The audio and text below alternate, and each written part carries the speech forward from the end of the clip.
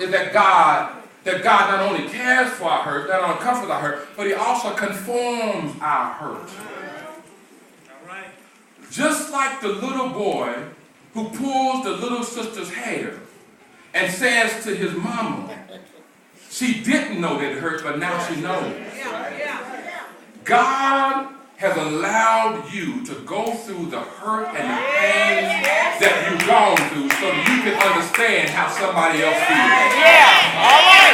All right. Why else did God let you go through what you're going through? Because all of us know that God can hold stuff off of us. That God ain't got to let our enemies, that God can set a table before our enemy, that God is able to heal our body, that God is able to rearrange our life. Why would God allow us to go through what we go through? Because God said, I can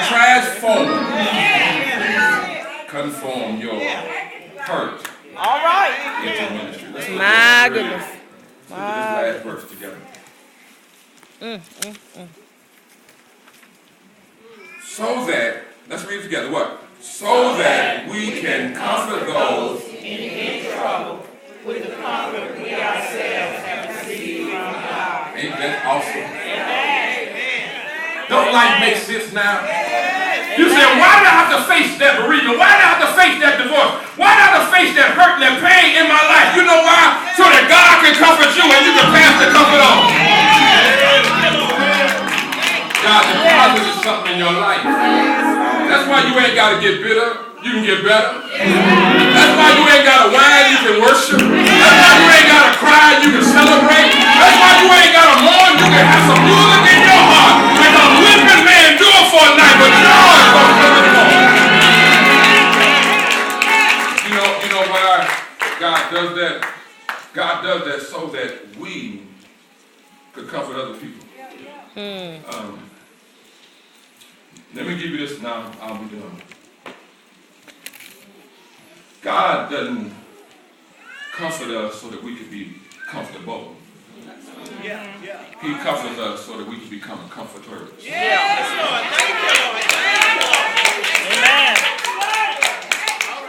One more go around. God doesn't comfort us in order for us to be comfortable. But he comforts us in order that we may become comforters.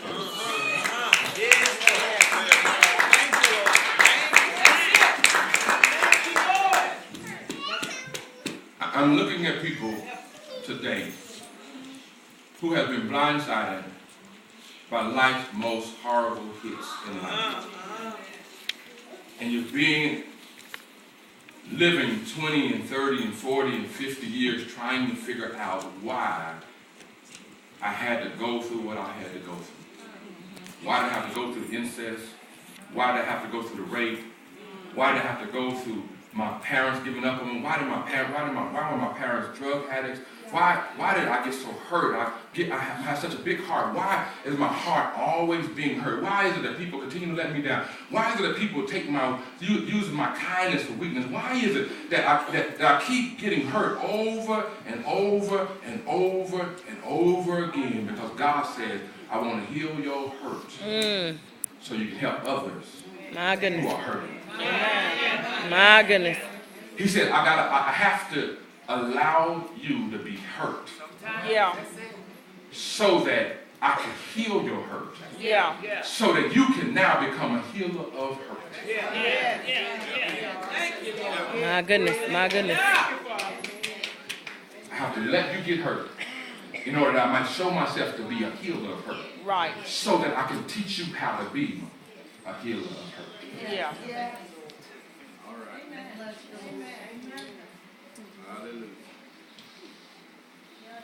I'm closing. Talking football. Two things can hurt. Two things can happen when you're blindsided, especially when it comes to a quarterback. He is one of the most critical people on the whole football field. Next to the offensive coordinator is the quarterback, because the quarterback is the coach on the field. And each one of you looking at me right now, God has given you the responsibility to be the quarterback in your family. All right. To lead your family to victory. But there's going to be times when you have been blindsided by life's most horrible weeks. What you didn't see in the film was this: is that even though the quarterback got the ball from the center, and as he began to move backwards, he saw the play working itself out to the right. Somebody missed a block on the left, and he's blindsided.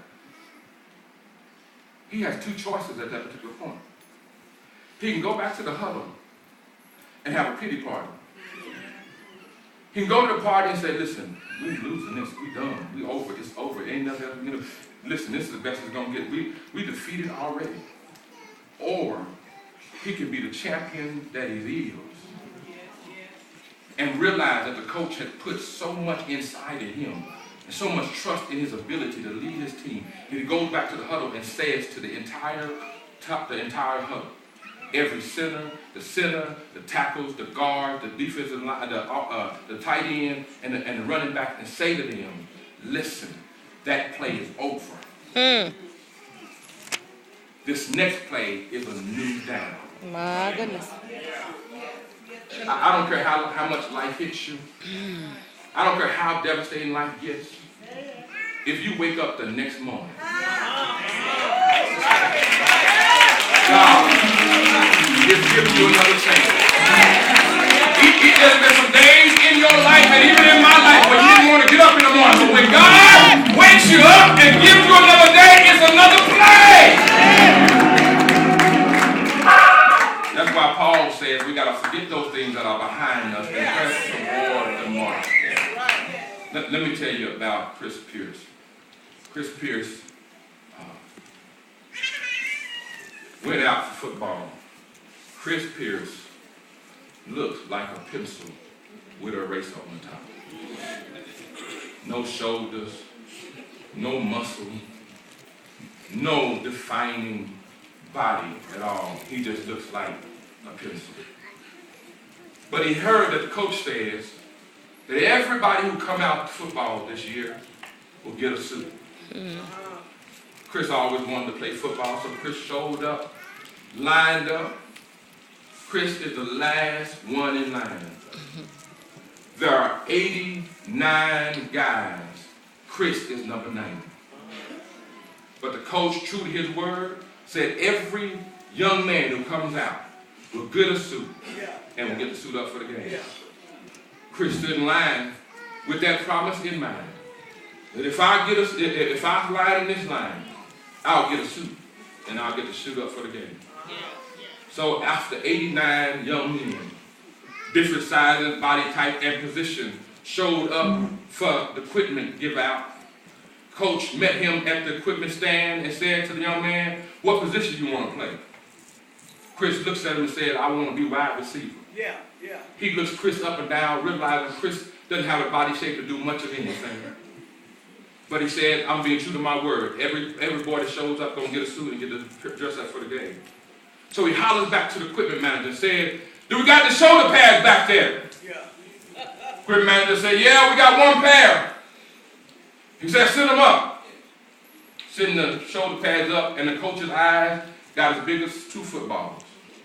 Because the only shoulder pads was left belonged to a 350-pound lineman from the year before.